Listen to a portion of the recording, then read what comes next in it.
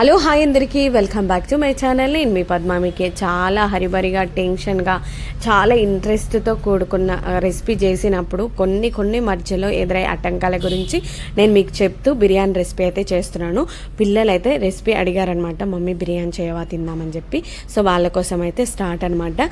So ఇప్పుడైతే stove వెలిగించి బాండి పెట్టేసుకొని సన్నగా ఆనియన్స్ అయితే కట్ చేసుకొని ఆయిల్ హీట్ ఎక్కిన తర్వాత ఇలా గోల్డెన్ బ్రౌన్లోకి వచ్చేంత వరకు ఆనియన్స్ని వేపుకొని ప్లేట్లోకి తీసి పెట్టుకున్నాము. మనకు బిర్యానీకి బాగా టేస్ట్ని రెట్టింపు చేసేది ఏదన్నా ఉంది అంటే అది మంచి బ్రౌన్ ఆనియన్సే. ఏది అవసరం లేదు, బ్రౌన్ ఆనియన్స్ ఉంటే సరిపోతుంది. మీరు ఈసారి నా రెసిపీ చూసారంటే ఇంత సింపుల్గా, ఇంత టేస్టీగా, ఇంత పర్ఫెక్ట్గా ఎలా చేశారబ్బా అని ఖచ్చితంగా నాకు కామెంట్ చేస్తారు. సో ఇప్పుడైతే మనకు ప్లేట్లోకి తీసి పక్కన పెట్టుకున్నాం కదా, ఒక బౌల్లో ఫుల్గా వాటర్ తీసుకొని దీంట్లో చెక్క, బిర్యానీ ఆకు, సాజీరా, మనకి ఈ వాటర్ బాయిల్ అవ్వాలి అంటే కొంచెం సిమ్లో పెట్టేసి వదిలేసుకొని మనము చికెన్ని అండ్ ఫ్రైడ్ ఆనియన్స్ ఇవన్నీ కూడా ప్రిపరేషన్ స్టార్ట్ చేసుకుందాం. చాలా సింపుల్గా ఈజీగా మన ఇంట్లో ఉన్న వాటితోనే చేసుకుంటే మనమందరం కూడా హ్యాపీగా తినొచ్చు. ఇంట్లో 4 మెంబర్స్ లేదా 5 మెంబర్స్ అనమాట. నేను దొడ్డుప్పు అయితే యాడ్ చేస్తున్నాను, తెలుసు కదా, కల్లుప్పు అంటారు, అది వేస్తున్నాను. ఎందుకంటే వాటర్లో కడగడానికి పాసిబిలిటీగా ఉంటుంది. ఓకేనా. ఇప్పుడైతే కొంచెం 1/2 kg రైస్కి కొంచెం ఎక్కువగానే తీసుకున్నాను. తక్కువ తీసుకుంటే ఏం కాదు. నేను 1/2 kgకి కొంచెం ఎక్కువగా తీసుకున్నాను. పాత బాస్మతి రైస్. ఇవి 2 సార్లు మంచిగా నీట్గా వాష్ చేసుకొని బౌల్లో వాటర్ వేసుకొని పక్కన పెట్టేసుకున్నాము. ఇప్పుడైతే కేజీ చికెన్లో నేను 1/2 kg చికెన్ మాత్రమే తీసుకుంటున్నాను, మిగతాది సపరేట్ చేస్తున్నాను. 1/2 kg రైస్కి 1/2 kg చికెన్ పర్ఫెక్ట్గా ఉంటుంది. ముక్కలు ఎక్కువగా ఉన్నా పర్లేదు, కాకపోతే మనం తీసుకునే క్వాంటిటీ కంటే ముక్కలు తక్కువ ఉన్నా రైస్ ఎక్కువ ఉన్నా అంత ఇంట్రెస్ట్గా అయితే ఉండదన్నమాట. సో చూసారు కదా, మేము 4 మెంబర్స్ కాబట్టి 4 అయితే మా హస్బెండ్ అండ్ లెగ్ పీస్లు అయితే వచ్చారనమాట. దీంట్లో ఇప్పుడు మనకు కావాల్సిన మసాలాలన్నీ యాడ్ చేసుకుందాం. స్టెప్ బై స్టెప్ చూడండి, చాలా ఈజీగా చేసుకోవచ్చు. నా వీడియో మొదటిసారి చూస్తే సబ్స్క్రైబ్ చేయండి, నచ్చితే లైక్ చేసి సబ్స్క్రైబ్ చేసి షేర్ చేయండి, డెఫినెట్గా ట్రై చేయండి. ఓకేనా. ఇప్పుడైతే దీంట్లో సాల్ట్ అండ్ పచ్చిమిర్చి, అలాగే సరిపడా పసుపు అండ్ కారం రుచికి తగ్గట్టుగా వేసుకోండి. బిర్యానీలో కారం తక్కువగా వేస్తేనే టేస్ట్ చాలా బాగుంటుంది. మీరు మీ ఇష్టం అనమాట. కారం నాది అంటే మా కారం ఎలా ఉందంటే స్పైసీ ఎక్కువగా ఉంది అండ్ రెడ్గా కూడా ఉంది కాబట్టి నేను చూసి వేస్తున్నాను. మీరు మీ ఇష్టం. 1.5 స్పూన్ సరిపోతుంది. ఇందులో 1 కప్ అంటే మన కటోర ఉంటుంది కదా ఇంట్లో, దానిడు కప్పు పెరుగు అయితే తీసుకున్నాను. పెరుగు ఎక్కువగా వేసుకున్న నష్టం లేదు, కానీ తక్కువ అవ్వకుండా చూడండి. పెరుగు టేస్ట్ మాత్రం చాలా చాలా ఇంక్రీజ్ చేస్తుంది. అలాగే సాజీరా, చెక్క, పట్ట ఇవన్నీ ఉంటాయి కదా, దాన్ని నేను రోట్లో నూరి రెడీ చేసుకున్న మసాలా, గరం మసాలా వేస్తున్నాను. ఇది ఒక్కటి చాలు. నేను ఎప్పుడు బిర్యానీ చేసినా మంచి ఫ్లేవర్గా ఉంటుంది, కలర్ఫుల్గా కూడా ఉంటుంది, టేస్ట్ మాత్రం చాలా బాగా వచ్చింది. సో ఇప్పుడు దీంట్లో సాజీరా అండ్ చెక్క కూడా వేసుకుంటున్నాను. ఇవి ఫ్లేవర్ని ఇంకా పెంచడం కోసం. అలాగే మనం వాటర్ ఉడుకుతుంది కదా, దాంట్లో కూడా సాజీరా, చెక్క కూడా ఇంక్లూడ్ చేసుకున్నాం. మీరు మీ ఇష్టం, మొగ్గ యాడ్ చేసుకోవచ్చు, ఇంకా స్పైసెస్ ఎన్ని ఉన్నా వేసేసుకోండి. నాకు సంబంధించి ఇవి ఇష్టం కాబట్టి నేను ఇవి వేస్తున్నాను. అలాగే చాలా ఇంపార్టెంట్ అయిన విషయం ఏంటంటే ఫ్రైడ్ ఆనియన్స్ ఈ స్టేజ్లో ఉన్నప్పుడు తీసేయండి ప్లేట్లోకి. ఏమంటారు, క్రిస్పీగా, టేస్టీగా, మంచి స్మెల్గా, ఫ్లేవర్ఫుల్గా ఉంటాయి. కంపల్సరీ మీరు ఫ్రైడ్ ఆనియన్స్తోనే చేయండి. పచ్చి ఆనియన్స్ చేస్తే అంత టేస్ట్ అయితే రాదు. ఫ్రైడ్ ఆనియన్స్ చేయండి, సూపర్గా ఉంటుంది. ఇవన్నీ వేసుకున్నాం కదా, ఇప్పుడు దీంట్లో కొంచెం అంటే మనము ఆనియన్స్ బాయిల్ చేసుకున్న ఆయిల్ ఉంది కదా, దాన్ని ఒక పెద్ద గరిటెతో 2 గంటలు అలా 2 గరిటెల ఆయిల్ అయితే వేసుకున్నాను. ఇది సరిపోతుంది పర్ఫెక్ట్గా. ఆయిల్ ఎక్కువ అవ్వదు, అలాగని తక్కువ అవ్వదు. మీరు మీ చికెన్ క్వాంటిటీని, రైస్ క్వాంటిటీని బట్టి ఆయిల్ అయితే ప్రిపేర్ చేసుకోండి.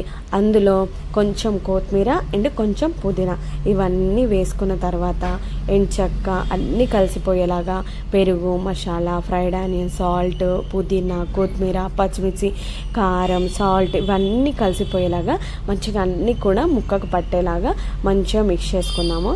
ఎంత బాగుంది కదా, కలర్ఫుల్గా. అసలు నిజంగా చెప్తున్నా, బిర్యానీకి టేస్ట్ని ఇచ్చేది, ఫ్లేవర్ని ఇచ్చేది ఫ్రైడ్ ఆనియన్స్ మాత్రమే. ఇది బండ గుర్తు. నేను తెలుసుకోవడానికి నాకు టైం పట్టింది, మీకు ఈ వీడియోలో ప్రత్యేకంగా చెప్తున్నాను. Fried onions main ingredient. ఏ రెసిపీ చేసినా కూడా మంచి మంచి చికెన్ రెసిపీ, మటన్ రెసిపీస్ కూడా ఫ్రైడ్ ఆనియన్స్ వేస్ట్ చేసినా కూడా సూపర్గా ఉంటుంది. మీరు డోంట్ మిస్ ఇట్. ఈసారి అయితే బిర్యానీ ట్రై చేస్తే ఈ వీడియో చూసి చేయండి, అద్దిరిపోద్ది, వేరే లెవెల్లో ఉంటుంది. కంపల్సరీ మెచ్చుకోవాల్సిందే. ఇంత బాగా వచ్చిందని అనుకోలేదు పద్మ అని నాకు కామెంట్ చేస్తారు. సో చూసారు కదా, ఇవన్నీ కూడా కలిసేలాగా మిక్స్ చేసుకున్న తర్వాత నాకు ఎందుకో కొంచెం సాల్ట్ పట్టుద్ది అనిపించింది. మనము బాయిల్ వాటర్లో కొంచెం సాల్ట్ వేసుకున్నాము, అండ్ ఇప్పుడు కూడా ఇవన్నీ మిక్స్ చేసుకునేటప్పుడు కూడా సాల్ట్ యాడ్ చేసాము. కానీ నాకు ఇంకొంచెం డౌట్గా ఉంది, ఎందుకంటే మనం రైస్ యాడ్ చేస్తాం కాబట్టి రైస్కి చికెన్ ముక్కకి ఇవన్నిటికీ సరిపడా మనకు సాల్ట్ అనేది అవసరం కాబట్టి ఇంకొంచెం హాఫ్ స్పూన్ నేను సాల్ట్ అయితే యాడ్ చేసుకుంటున్నాను. మీరు కూడా రుచికి తగ్గట్టుగా వేసుకోండి. ఇంతే వేసుకోవాలని నేను మెజర్ ఇవ్వట్లేదు, ఎందుకంటే మనం ఎక్కువ క్వాంటిటీలో చేసుకున్నప్పుడు ఎక్కువ అవసరం ఉంటుంది, తక్కువ క్వాంటిటీలో వేసుకున్నప్పుడు తక్కువ అవసరం ఉంటుంది. కాబట్టి మన క్వాంటిటీని బట్టి రెసిపీ ఎంత వేసుకోవాలి అనేది స్పైసెస్ చేంజ్ అవుతాయి, ఇదనమాట. సో ఇవన్నీ కలిసేలా కలుపుకున్నాం కదా, ఎంత కలర్ఫుల్గా ఉంది కదా, చూస్తేనే నోట్లో వాటర్ వచ్చేస్తున్నాయి. సో ఇది అయిపోయింది కదా, మనం ఇది ఒక 5 to 6 minutes పక్కన పెట్టేసుకొని మిగతా ప్రాసెస్ చూసుకుందాం. ఇందులో నేను అల్లం పేస్ట్ లాస్ట్లో యాడ్ చేస్తున్నాను. ఎందుకు తెలుసా? ఫ్లేవర్ కోసం, మంచి స్మెల్ ఎక్కువగా వస్తుంది కాబట్టి అల్లం పేస్ట్ ఈ స్టేజ్లో మీరు అప్లై చేశారు అనుకో, అన్నీ కలిసేలాగా మళ్ళీ ఒకసారి మిక్స్ చేసుకుంటే సూపర్ స్మెల్ అయితే గుమాయించేస్తుంది బయటికి. ఇవన్నీ కూడా మంచిగా అల్లం పేస్ట్ అన్ని ముక్కలకి మనకు మసాలా గ్రేవీకి అంతా పట్టేలాగా మిక్స్ చేసుకొని ఈ బౌల్ని అయితే పక్కన పెట్టేసుకున్నాం. ఓకేనా? నాకైతే చాలా బాగా నచ్చింది. చాలా టైం తీసుకొని చాలా ఇంట్రెస్ట్గా అయితే ఈ రెసిపీ ప్రిపరేషన్ అయితే స్టార్ట్ చేశాను. మా పిల్లలు కూడా వెయిట్ చేస్తున్నారు, మమ్మీ ఎప్పుడు అవుతుంది అన్నట్టుగా. సో వాళ్ళు కూడా రెడీగా ఉన్నారు. అయిన తర్వాత ఫైనల్ లుక్లో మనం బిర్యానీ అయితే చూసేసి ఎంజాయ్ చేద్దాం. ఓకేనా? సో ఇవన్నీ కలిసేలాగా మిక్స్ చేసుకొని ఒక 5 to 6 minutes దీన్ని పక్కన పెట్టేసుకొని మనకు వాటర్ ఎంతవరకు బాయిల్ అయిందో చూసుకుందాం. ఓకేనా? చలో, ఇప్పుడైతే మనకు వాటర్ అయితే బాయిల్ అయిపోయింది కదా, మసాలా వేయడం వల్ల మనకు వాటర్ అయితే గుబగుబా ఉడికిపోతుంది. ఇందులో మనము కడిగి పక్కన పెట్టుకున్న రైస్ ఉంది కదా, దాన్ని వాటర్లో యాడ్ చేసుకుందాం. మీరు కూడా ఇలాగే చేశారనుకో, సింపుల్గా ఈజీగా ఎంత టేస్టీగా వచ్చిద్దా అని నా కామెంట్ అయితే డెఫినెట్గా చేస్తారు. బ్యాచిలర్ అయినా సరే, కొత్తగా మ్యారేజ్ అయిన వాళ్ళు సరే, అసలు ఉంటే రాని వాళ్ళు కూడా ఈజీగా చేసుకోవచ్చు. చూసారు కదా, ఈ బాయిల్ అవుతున్న వాటర్లో మన రైస్ మొత్తం యాడ్ చేసుకొని ఒక 2 minutes 3 minutes అంటే 100లో ఒక 80% కుక్ అయితే సరిపోతుంది. ఇంకా మిగతా 20% మన చికెన్లో కుక్ చేసుకోవాలి. సో కాబట్టి ఎంతవరకు కుక్ అయిందనేసి ఒకసారి ఇలా జల్లి గంటెతో మనము కలుపుకోవాలి. బరబరా కూడా కలుపుద్ది, ఎందుకంటే ముక్కలుగా అన్నం విరిగిపోతుంది. కాబట్టి ఒక 2 minutes అలా మూత పెట్టి వదిలేసాము అంటే ఫైనల్గా మనకైతే రైస్ అనేది మనకు పర్ఫెక్ట్గా కుక్ అయిపోయింది. ఇప్పుడైతే మనం ఏం చేద్దామంటే స్టవ్ ఆఫ్ చేసుకొని మనము చికెన్ కలిపి పెట్టుకున్నాం కదా, దాంట్లో ఇది లేయర్స్ లాగా వేసుకుంటూ మన బ్రౌన్ ఆనియన్స్ అండ్ పుదీనా, కొత్తిమీర ఇవన్నీ కూడా స్టెప్ బై స్టెప్ వేసుకుంటూ మనం చలో ఇంకా రెసిపీ అయితే ముగించుకుందాం. ఓకేనా? ఇప్పుడైతే మనం స్టవ్ అయితే ఆఫ్ చేసుకున్నాము.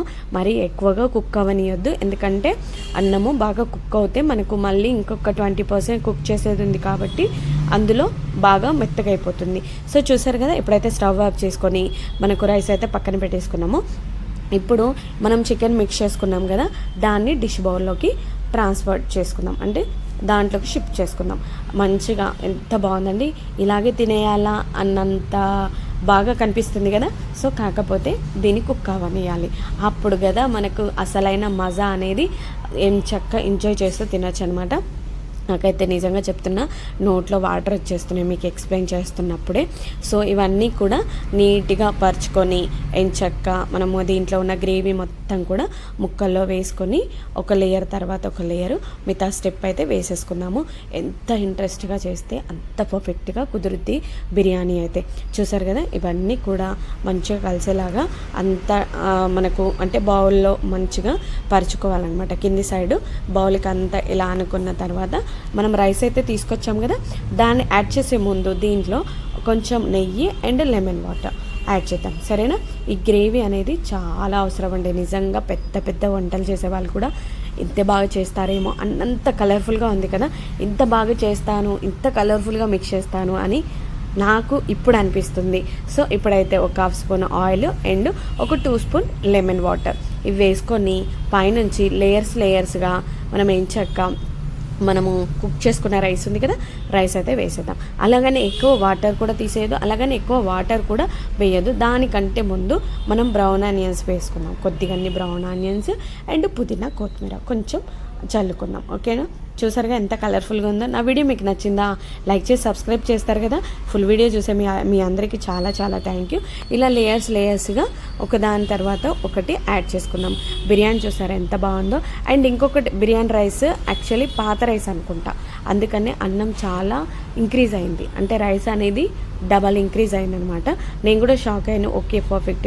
యాక్చువల్లీ నేను చేసిన ఒక మిస్టేక్ ఏంటంటే, నాకు బౌల్ పెద్దదైతే బాగుండు, ఇలా డిష్కిని తీసుకున్న తర్వాత పర్ఫెక్ట్గా బిర్యానీ చేయాలనే ఒక ఆలోచన ఉందన్నమాట.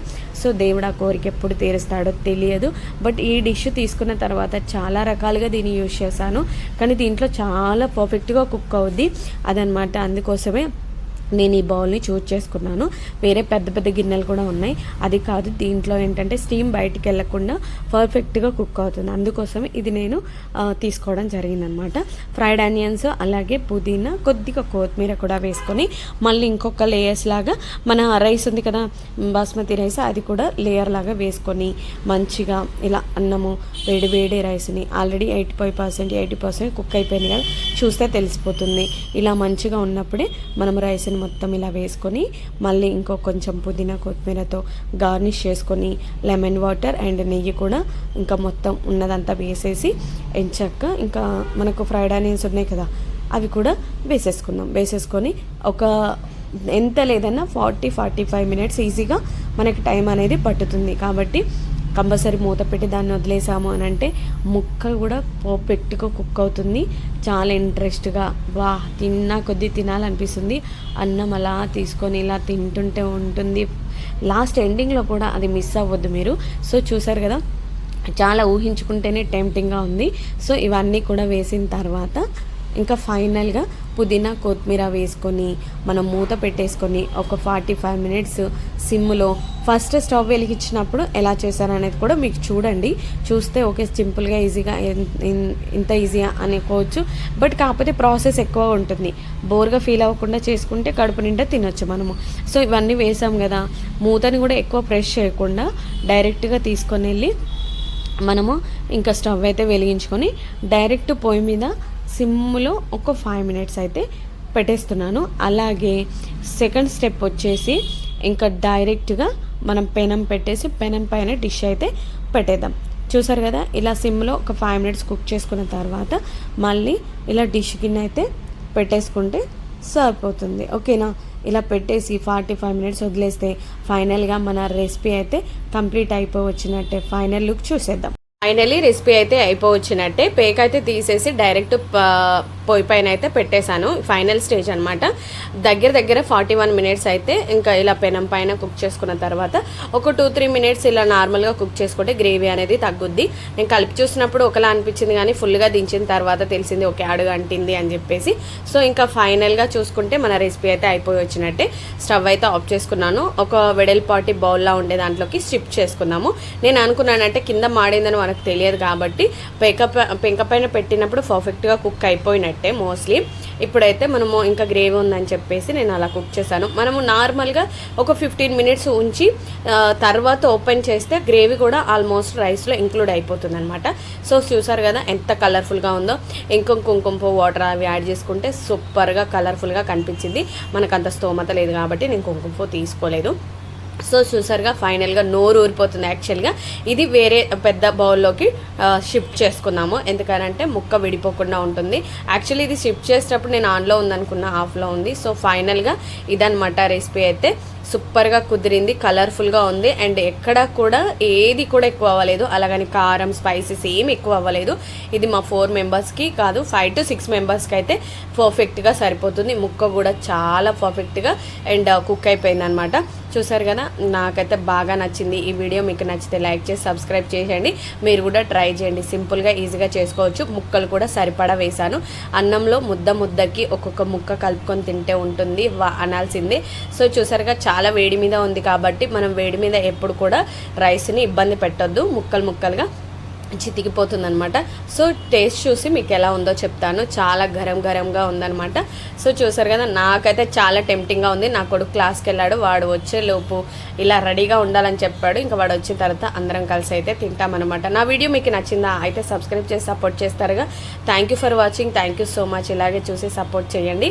అసలు నేను ముందు వీడియో ఆన్లో ఉందనుకున్నా, ప్లేట్లో టర్న్ చేసేటప్పుడు అది ఆఫ్లో ఉంది, తర్వాత చూస్తే ఆఫ్లో ఉంది. ఇంకా తర్వాత నేను ఆన్ చేశాను.